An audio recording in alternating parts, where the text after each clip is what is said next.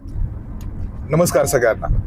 आजचा व्हिडिओ त्यांच्यासाठी जे बोलतात नेटवर्क मार्केटिंग हा फसवा व्यवसाय आहे, लोकांना फसवण्याचा व्यवसाय आहे. या बिझनेसमधून फक्त आणि फक्त नुकसान होतं असं बोलतात. खरं तर हा जो इंटरव्ह्यू मी जो शूट करतोय हा मुद्दामून गाडीमधून करतोय, कारण याच नेटवर्क मार्केटिंगमुळं ही गाडी आलेली आहे. हे कितपत खरं आहे खोटं आहे याचं लाईव्ह उदाहरण आपल्या समोर आहे. बीड जिल्ह्यातील एक मुलगा जो आंबेजोगाईतून आला आणि स्वतःची स्वप्न याच नेटवर्क मार्केटिंगच्या जीवावर पूर्ण करताना आपलं नाव मोठं केलं. असं नेटवर्क इंडस्ट्रीतले SRK म्हणण्यास हरकत नाही असे आमचे मिस्टर शुभम कसबे सर, जे founder, leader and business promoter of Freewings for you company. Welcome करतो सर. सर, मला तुम्हाला असं विचारायचं आहे की हे जे नेटवर्क मार्केटिंग खरंच फसवेगिरी किंवा आहे तो लोकांचा गैरसमज आहे, यातलं तथ्य नेमकं काय आहे?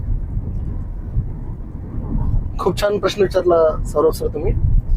नेटवर्क मार्केटिंग फसवेगिरी मुळात नाहीच आहे. बघा, आता माझं प्रोफेशन, मी स्वतः सिव्हिल इंजिनियर आहे.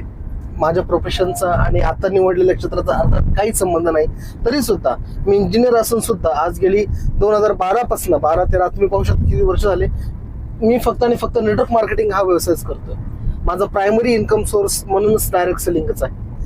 मी का बरं चॉईस केला असेल? मी वेळ आहे का हे क्षेत्र चॉईस करायला? बिलकुल नाही. बराच अभ्यास केलाय, बऱ्याच गोष्टी पाहिल्या, चढ उतार पाहिले आणि एक गोष्ट लक्षात आली, डायरेक्ट सेलिंग हा एकमेव असा बिझनेस आहे, एकमेव अशी इंडस्ट्री आहे ज्या ठिकाणी सर्वसामान्य माणूस हा त्यांचे स्वप्न पूर्ण करू शकतो. असामान्य गोष्टी आपण पूर्ण करू शकतो. फक्त काय करायचं आहे, तर ह्या सगळ्या गोष्टी तुमच्या अनुभवावर डिपेंड करतात. तुम्ही किती वेळ, किती दिवस या क्षेत्रात टिकून राहतात, किती अनुभव घेताय, त्यावर ह्या सर्व गोष्टी टिकून राहतात. आता या क्षेत्रामध्ये तुम्ही म्हणता फसवेगिरी वाटते, आता ऍक्च्युअली फसवेगिरी नाहीये.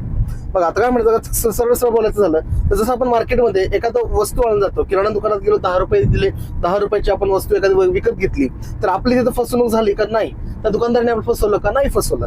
त्याला 10 रुपये दिले, त्याने 10 रुपयाची वस्तू आपल्याला दिली, आपला तिथं व्यवहार संपवतो. बरोबर. त्याला आपण म्हणतो ट्रॅडिशनल बिझनेस, पारंपरिक बिझनेस. काहीतरी विकणे म्हणजे बिझनेस करणे. पण मार्केटमध्ये काय होतं, फक्त 2 प्रकारचे लोक पैसे कमवतात. कोणती कमवतात? एक विकणारा आणि एक बनवणारा. घेणाऱ्याला कधी काहीच मिळालं नाही, तो म्हणजे कोण असतो? कस्टमर असतो. तर तीच गोष्ट आपल्या डायरेक्ट सेलिंग मध्ये चेंज होते. आपल्याकडे काय होतं, घेणारा, बनवणारा, थोडं समजून घ्या, आणि विकणारा, ह्या सगळ्या गोष्टींचा ताळमेळ म्हणजे डायरेक्ट सेलिंग आहे. म्हणजे इन शॉर्ट काय होतं माहिती का, की आपल्याकडं बनवणारा व्यक्ती, विकणारा व्यक्ती आणि त्यासोबतच घेणारा व्यक्ती, या तिघांना पण एक बाउंड आहे, एक बंधन घालण्यात आलं तिघांवर.